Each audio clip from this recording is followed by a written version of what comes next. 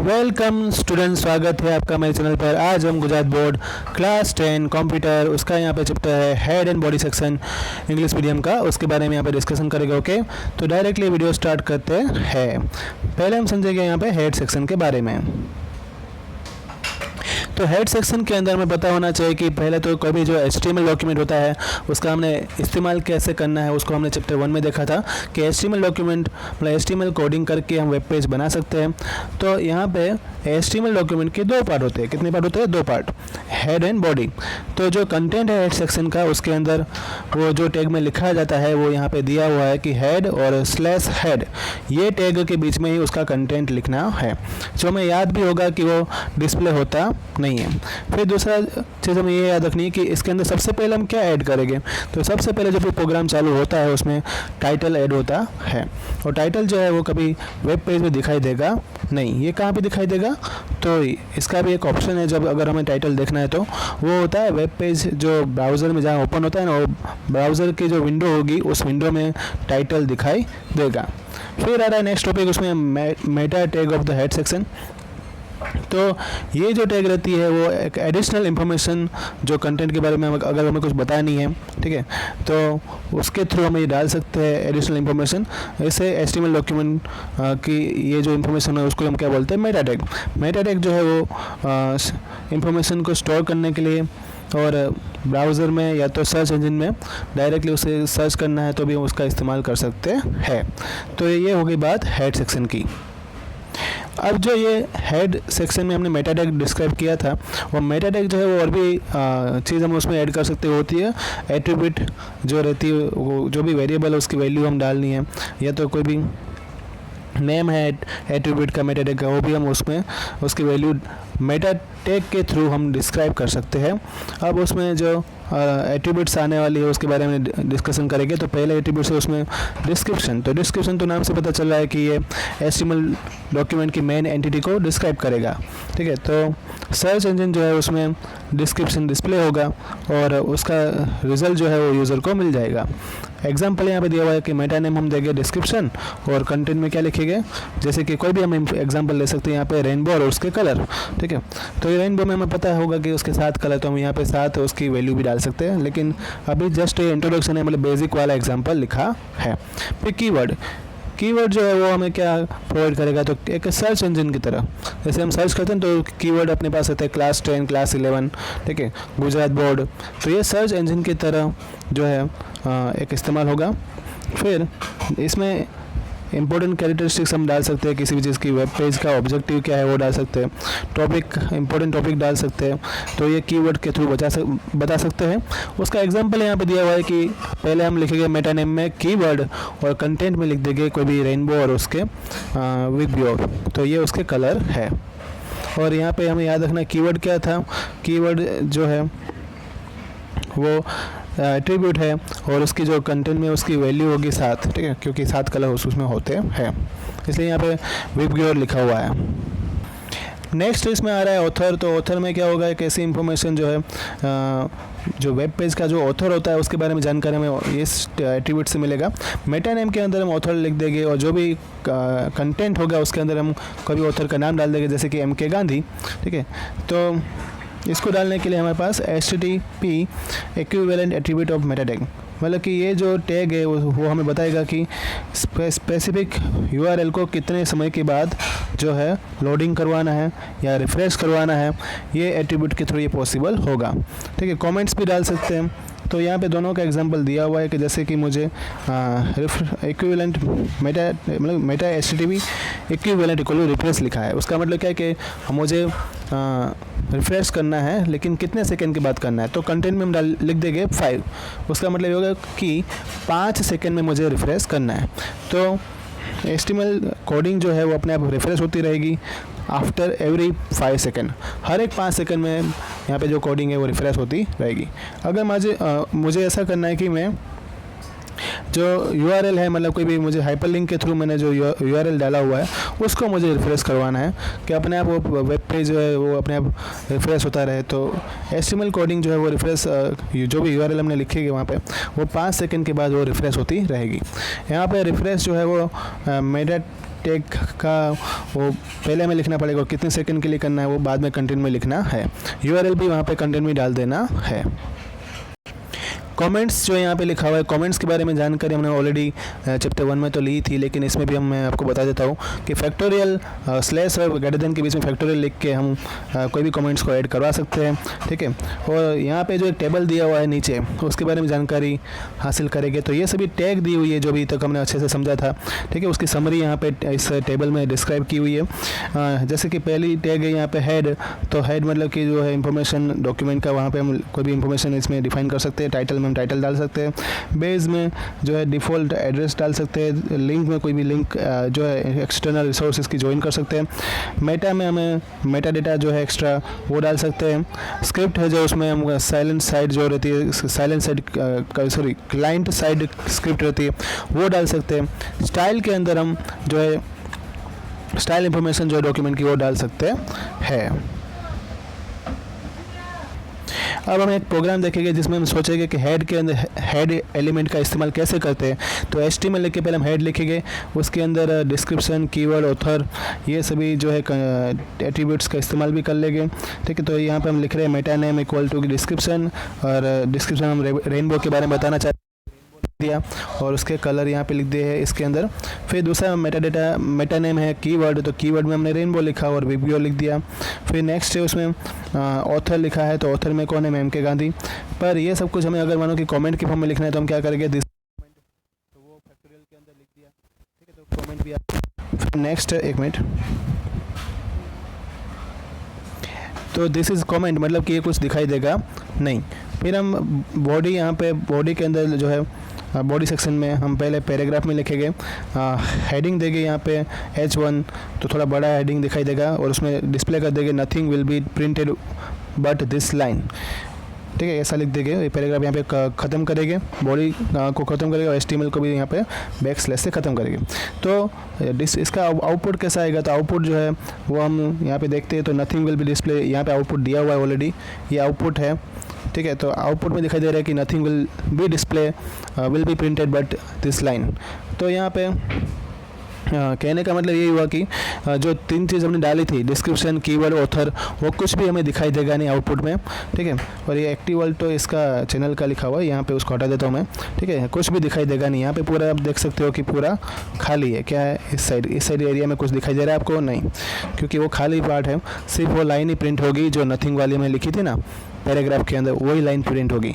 तो उसका मतलब ये हो कि ये जो इन्फॉर्मेशन थी पूरी वो कहाँ गई, वो तो दिखाई देनी चाहिए थी, लेकिन वो कमेंट बन गई, और कमेंट जो होता है वो दिखाई देता नहीं है।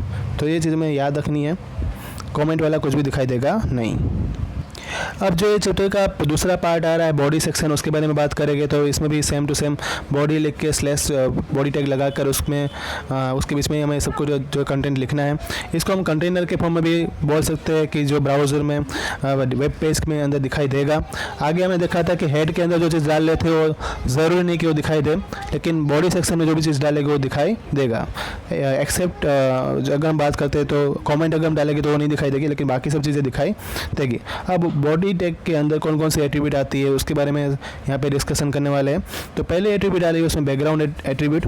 तो बाय डिफ़ॉल्ट जो रहता है वो कोई भी HTML कोडिंग जो होती है उसका बाय डिफ़ॉल्ट में वाइट बैकग्राउंड रहता है, और this attribute is used to present the content on attractive and colourful background. अगर हम चाहें तो यहाँ पे दूसरे कलर भी इस्तेमाल कर सकते हैं, वो बैकग्राउंड में उसकी वैल्यू लिख के डाल सकते हैं, ठीक है। और दूसरा यहाँ पे थोड़ी एक नोट लिख के दी हुई हमें याद रखनी पड़ेगी कि पर्टिकुलर इमेज जो रहती है इमेज फाइल रहती है, और उसका जो फाइल एक्सटेंशन रहता है वो करेक्टली हमें स्पेसिफाई करना ज़रूरी है, क्योंकि फाइल में जो इमेज है उसकी अलग अलग JPG, ठीक है, BMP, फिर PNG, ये सभी अलग अलग उसके एक्सटेंशन रहते हैं, तो हमें उसको डिस्क्राइब करना ज़रूरी है। Background image must be sober and adding appears to the content. Image कैसी होनी चाहिए उसके बारे में यहाँ पे बात की है। इसका मतलब यहाँ पे ये है कि बैकग्राउंड इमेज जो है वो यहाँ पे ऐसी होनी चाहिए कि जिससे वो दिखाई दे, और फिर कंटेंट भी उसमें दिखाई देना चाहिए। तीसरा पॉइंट जो था बैकग्राउंड इमेज बड़ी नहीं होनी चाहिए, ठीक है। दूसरी बात है कि it will take lot of time to load the page in a browser. कभी कभी अगर ज़्यादा पिक्सल की वो होती है तो फिर लोडिंग भी नहीं हो पाती है और पेज ठीक से खुलता नहीं है। दूसरा पॉइंट यहाँ पे आ रहा है बीजी कलर एट्रीब्यूट। तो बीजी कलर एट्रीब्यूट जो है वो बॉडी टैग का यहाँ पे उसमें हम बैकग्राउंड का कलर जो है उसको डिफाइन कर सकते हैं। हेक्साडेसिमल वैल्यू उसके लिए हमें उसको पसंद करना है, ठीक है। और सभी कलर के लिए अलग अलग डेसिमल की मतलब जो हेक्साडेसिमल वैल्यू है सबके अलग अलग है। यहाँ पे कलर्स जो मतलब उसका कोडिंग जो किया हुआ है हमें वो याद रखना पड़ेगा। 00 से FF जितने वर्ड जो है वो हेक्साडेसिमल में आते हैं। 6 डिजिट्स जो है वो अगर हम साथ में लिखेंगे तो उससे वो कलर का डिजिट कोड है, तो हमें याद रखना है। तो मैं ऐसा पूछ सकते हैं कि कलर का डिजिट कोड कितने डिजिट का होता है, तो 6 डिजिट का होता है। आगे जो हैश लिखा जाता है वो ऐसा बताते हैं कि ब्राउज़र में जो कलर कोड है वो hash head of the code let's the browser know that following set of the character is a colour code. तो ब्राउज़र को इससे पता चल जाएगा कि आपका कलर कोड क्या है, इसलिए हैश डालना ज़रूरी है क्योंकि उसे ब्राउज़र उसका कलर सेट करके दे देगा। तो ये कलर का एक एग्जाम्पल भी यहाँ पे लिखा हुआ है। और भी जो कलर है मैं आपको डायरेक्टली टेक्स्ट बुक में से बताता हूँ। नेक्स्ट है उसमें टेक्स्ट एट्रीब्यूट। टेक्स्ट एट्रीब्यूट जो है वो टेक्स्ट कलर डिफाइन करने के लिए इस्तेमाल होगा। वो उसमें भी 6 डिजिट का ही कोड रहेगा। और यहाँ पे उसका एग्जांपल दिया हुआ है कि हम बॉडी टेक्स्ट लिख कर कोई भी टेक्स्ट कलर जो है वो डिफाइन कर सकते हैं। नेक्स्ट है उसमें v link and a link attributes used for the link colour. हमने ऑलरेडी आगे ये चीज़ सीख ली है कि हाइपर लिंक को कैसे हम वेब पेज के अंदर क्रिएट करवा सकते हैं। जब भी कोई हम लिंक को विजिट करते हैं तो उसको आइडेंटिफाई करने के लिए कि हमने ये वेब पेज को विजिट कर लिया है तो उसको विजिटेड लिंक वाला पेज बोलते हैं, ठीक है। तो वो लिंक जो आइडेंटिफाई होती है उसको हम बोलेंगे वी लिंक। और जो अब हम आगे विजिट करने वाले हैं उसको हम बोलेंगे एक्टिव लिंक, मतलब कि उसको हम लिखेंगे अ लिंक, ठीक है। तो वी लिंक और अ लिंक में यही फ़र्क है कि विजिटेड लिंक और उसको लिखने के लिए हमारे पास उसका जो कोड रहेगा वो भी 6 डिजिट का रहेगा। और जो हम लिंक जो विजिट करने वाले दोनों का अगर हमें कलर सेट करना है तो हम वो सेट भी कर सकते हैं। बॉडी वी लिंक में हम कोई दूसरा कलर का कोड डाल देंगे और बॉडी अ लिंक में कोई दूसरे कलर का कोड डाल देंगे, तो उससे दोनों पेज के बारे में हमें पता चल जाएगा कि हमने कौन सा वेब पेज विज़िट कर लिया है और कौन सा वेब पेज हम विज़िट करने वाले हैं। नेक्स्ट स्लाइड में आ रहा है HR element and it's attribute. HR element का मतलब यही होता है कि हॉरिजॉन्टल लाइन जो हम वेब पेज में अगर हमें लिखनी है तो हम लिख सकते हैं एक it is an empty element. वो एक एम्प्टी एलिमेंट भी है। ये कंटेंट को अलग करने के लिए, सेपरेट करने के लिए, उसमें लाइन ब्रेक करने के लिए ये एलिमेंट काम आएगा। और ऐसे 5 एट्रीब्यूट जो है HR एलिमेंट में हम यूज़ कर सकते हैं साथ में। तो पहला तो उसमें आ रहा है साइज़। तो साइज़ जो है वो लाइन की थिकनेस डिफाइन करेगा कि हमें कितने साइज़ की उसके पिक्सल रखने हैं। तो 3, 5 या तो 10 उसके पिक्सल रहते हैं। दूसरा उसमें दिया है कलर। तो कलर से हमें जो ब्राउज़र है उसका कोई भी कलर जो है वो अगर डिफ़ाइन करना है तो हेक्साडेसिमल में उसका कलर भी जो डिफ़ाइन कर सकते हैं। 6 डिजिट का हमें कोड डालना पड़ेगा। विथ अगर डिफ़ाइन करनी है तो वो लाइन की विथ डिफ़ाइन करने के लिए एट्रीब्यूट काम आएगा। और इसमें परसेंटेज में हम विथ डिफ़ाइन करेंगे। वैल्यू जो डिफ़ॉल्ट वैल्यू जो होती है विथ की वो होती है 100%। फिर अलाइन जो है, अलाइन में हमें उसका जो लाइन का अलाइनमेंट क्या रखना है, जैसे कि लेफ़्ट, राइट या तो सेंटर में रखना है, उस तरह से उस मैनर में उसको अरेंज कर सकते हैं। लास्ट है नो शेड। नो शेड में अगर हमें जो है सॉलिड लाइन की जगह हमें कोई सॉलिड प्लेन लाइन अगर इस्तेमाल करनी है, उसमें डिस्प्ले करवाना है, तो हम इसका नो शेड का भी इस्तेमाल कर सकते हैं। यहाँ पे जो है HR एलिमेंट का कैसे इस्तेमाल करते हैं उसके बारे में बताया गया है। तो आप देख सकते हो कि ये जो HR एलिमेंट है इधर बताया गया है। और उसमें पहले है this line is broken 3 part. तो बीच में HR एलिमेंट हम डाल देंगे तो वो डायरेक्टली समझ जाएगा कि ये जो दिस लाइन के बाद एक तो HR डाला मतलब एक हॉरिजॉन्टल लाइन आ गई, दूसरी बार HR डाला मतलब दूसरी लाइन आ गई, इस ब्रोकन के बाद फिर से HR डाला है तो वो तीसरी लाइन इसमें आ गई है। इस तरह से 3 लाइन जो है बीच में हॉरिजॉन्टल लाइन यहाँ पे ड्रॉ की हुई आउटपुट में दिखाई देगी। और ये इसका जो है आउटपुट है कोड का। तो आउटपुट में हम देख रहे हैं कि टोटल 3 लाइन दिखाई दे रही है। बीच में कितनी लाइन दिखाई दे रही है? 3 लाइन। तो हम ये देख सकते हैं कि किस तरह से इसका कोडिंग होगा, ठीक है। तो ये हम बॉडी सेक्शन के अंदर कोडिंग करवा सकते हैं। फिर एक एग्जांपल जो था हमारे दिमाग में कि विथ को कैसे परसेंटेज में लिखेंगे, तो वो चीज़ भी इधर लिखी हुई है। मैं आपको बता देता हूँ कि जो विथ है वो ऐसे परसेंटेज में लिख सकते हैं। अलाइन तो हम डायरेक्टली यहाँ पे जैसे राइट लिखा है, लेफ़्ट लिखा है या सेंटर लिख सकते हैं। तो अलाइनमेंट इस तरह से डिफाइन होगा और जो विथ है वो इस तरह से परसेंटेज में डिफाइन होगी। उसकी साइज़ जो है जो रहती है 2, 3, 10 वो भी हम यहाँ पर डिफाइन कर सकते हैं। तो ये चीज़ भी हमें याद रखनी है साथ साथ में। अब हम थोड़ा एक प्रैक्टिकल क्वेश्चन की बात करते हैं, जो हमें अगर कोई एक नोटिस बनानी है तो नोटिस बनाने के लिए यहाँ पे एक एग्जांपल दिया हुआ है, उस एग्जांपल के बारे में बात करेंगे। तो प्रैक्टिसिंग रेनबो कलर, ठीक है, उसकी प्रैक्टिस करने के बारे में बात करेंगे। और अटेंशन प्लीज़, ये पहला सेंटेंस है, फिर एक पैराग्राफ में हमें ये पूरा टाइप करना है। उसके बाद हमें जो है एक हॉरिजॉन्टल लाइन लेके, मतलब इसमें ब्रेक दे के इस तरह से डेट, टाइम, प्लेस, इंस्ट्रक्टर और प्रिंसिपल का जो है ये 5 लाइन लिखनी है। तो इसका कोडिंग किस तरह से होगा उसके बारे में बात करेंगे। ओके, तो इसका कोडिंग जो है वो यहाँ पे दिया हुआ है ऑलरेडी, आप देख सकते हो। पहले सेंटर अलाइनमेंट में हम क्या लिख देंगे, protecting rainbow colours, practising rainbow colours. और उसके बाद अटेंशन प्लीज़ जो है पैराग्राफ डाल के हम लिखेंगे, अलाइन उसका रहेगा सेंटर। फिर से पैराग्राफ, एक पूरा जो पैराग्राफ था जो पीछे दिया हुआ था वो पैराग्राफ मैंने यहाँ पे लिख दिया, वो एज इट इज़ जो वहाँ पे लिखा था वही मैंने लिखा हुआ, उसमें कुछ चेंज नहीं किया है। फिर से एक पैराग्राफ, फिर से जो है अब PRE का इस्तेमाल करेंगे, प्री टास्क, जो आगे हमने कमांड देखी थी, उसके अंदर जो डेट है, टाइम है, प्लेस है, इंस्ट्रक्टर है, वो सब कुछ लिख देंगे और प्रिंसिपल उसमें टाइप कर देंगे। फिर उसको यहाँ पे बॉडी से पूरा एंड देंगे और HTML टैग को भी यहाँ पे ख़त्म करेंगे। तो इस तरह से पूरी कोडिंग जो है वो कर सकते हैं। अब जो हमने प्रोग्राम लिखा था पूरा, उसका आउटपुट अगर हमें देखना है तो यहाँ पे आउटपुट उसका लिखा हुआ है। ये आउटपुट हम देख सकते हैं कि किस तरह से आउटपुट यहाँ पे दिखाई दे रहा है, ठीक है। तो practising rainbow colours, attention please, पूरा इस तरह लिख के आएगा। फिर एक नेक्स्ट पैराग्राफ में अलग से आएगा। फिर PRE जो हमने लिखा था उसको हम यहाँ पे डिफाइन किया था, प्रिंसिपल सेंटर में रहेगा।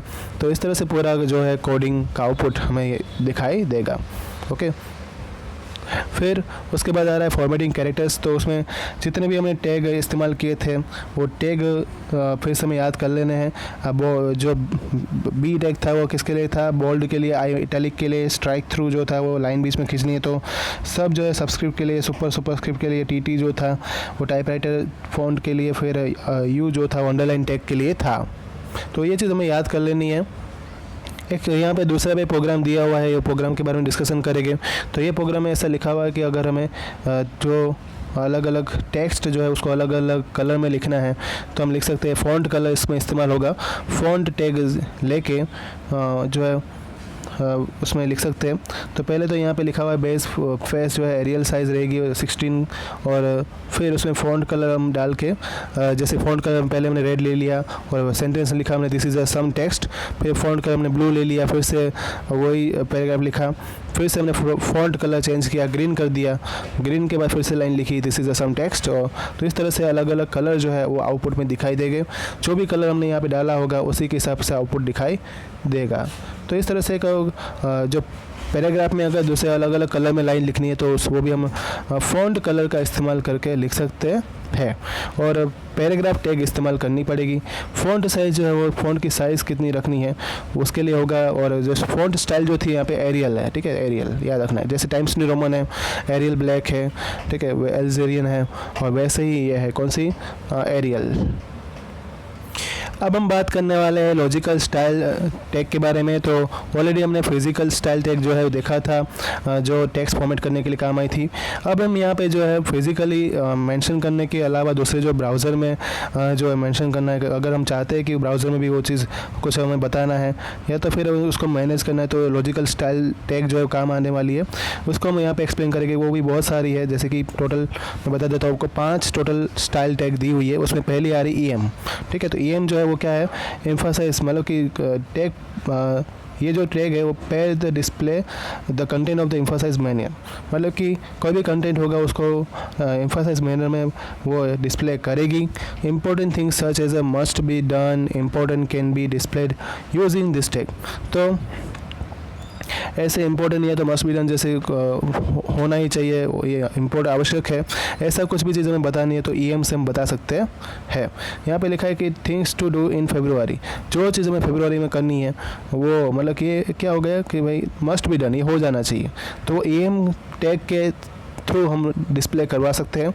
फिर नेक्स्ट आ रहा है जो वो है स्ट्रॉन्ग टैग आ रही है। स्ट्रॉन्ग टैग जो है display the content in much emphasise manner, जिसमें जो चीज़ और ज़्यादा स्ट्रॉन्ग तरीके से एम्फासाइज करनी है तो वो चीज़ इसमें स्ट्रॉन्ग टैग में डाल सकते हैं। डिफाइन में जो है वो कोई भी टेक्स्ट का जो उसके अंदर हम डालने वाले हैं वो फैशन उसकी डिफाइन करेगी, मतलब कि कौन से कोडिंग में हम कर रहे हैं। जैसे कि हम HTML लिख देते हैं तो उसका मतलब ये होता है कि ये पेज जो है एक वेब पेज क्रिएट कर रहे हैं तो हम HTML डालेंगे जिससे वो वेब पेज क्रिएट हो जाएगा।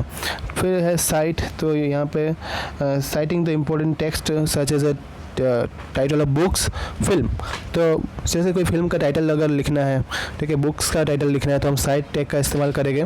फिर नेक्स्ट है कोड के अंदर हमें याद रखना है कि जो कंप्यूटर का प्रोग्रामिंग का कोड कौन सा होगा, मतलब ये HTML में किया हुआ है, जावा में किया हुआ है, तो ये सभी उसमें डिस्प्ले होगा।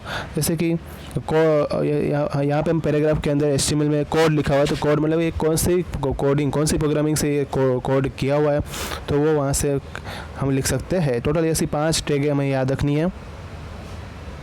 नेक्स्ट उसमें आ रहा है font tag and it's attribute. Font tag हमें पता ही है कि जो भी हम टेक्स्ट टाइपिंग करते हैं वो उसका ये साइज़ क्या रेंज है, कलर कैसा रहना चाहिए, कौन सी उसका फेस वैल्यू क्या होनी चाहिए, सेंटर अलाइनमेंट क्या होना चाहिए, ये सभी कुछ चीज़ें जो है वो हम फ़ॉन्ट टैग के थ्रू डिफाइन कर सकते हैं। तो इसकी साइज़ जो है वो साइज़ से स्पेसिफाई साइज़ हम कंटेंट की डिफाइन कर सकते हैं, कलर से उसका कलर, फेस से उसकी जो specify the types of font कौन सा टाइप का होगा वो डिफाइन कर सकते हैं।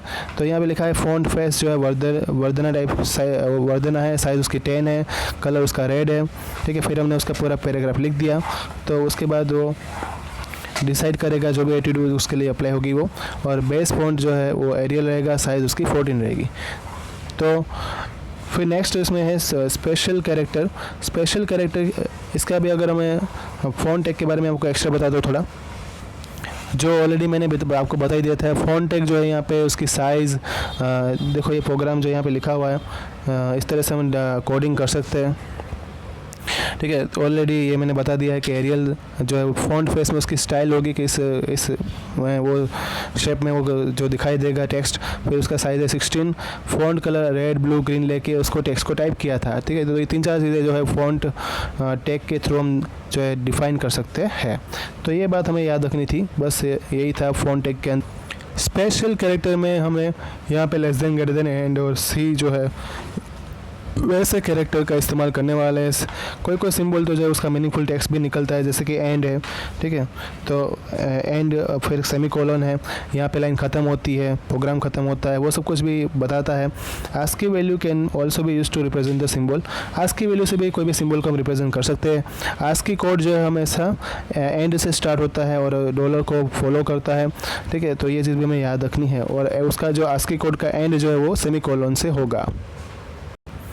तो यहाँ पे जो आस्की कोड रहता है अलग अलग सिंबल के लिए कितना रहता है उसका टेबल इधर लिखा हुआ है, मैं आपको बता देता हूँ। ये टेबल उसका जो है वो देख लो आप कि लेस देन ग्रेटर देन के लिए आस्की वैल्यू कितनी है, एंड के लिए कितनी है, सी के लिए कितनी है, 1/4 1/2, ये सभी के लिए आस्की को वैल्यू भी हम डिफाइन करके लिख सकते हैं, ठीक है।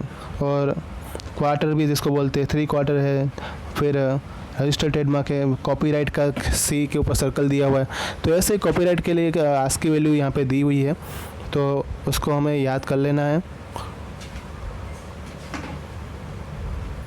यहाँ पे जो टोटल मेन बेसिक इन्फॉर्मेशन थी वो तो पूरी ख़त्म हो गई, ठीक है। उसके बाद टोटल जो पेज नंबर 31 पे हमें याद रखना है कि जो टैग लिखे हुए हैं सभी 31 से स्टार्ट हो रहे, 32 पेज नंबर तक ये पूरे टैग यहाँ पे ख़त्म हो गए। तो ये टैग हमें याद कर लेना है क्योंकि यही टैग MCQ में आते हैं। और एक प्रैक्टिकल का एग्जाम्पल जो है वो प्रैक्टिकल का एग्जाम्पल हम नेक्स्ट स्लाइड में करने वाले हैं, ठीक है। तो नेक्स्ट प्रेजेंटेशन में आपको प्रैक्टिकल इसका जो है बताऊँगा पूरा। और यहाँ पे टोटली जो थियोरिकल पार्ट था वो थियोरिकल पार्ट यहाँ पे ख़त्म होता है।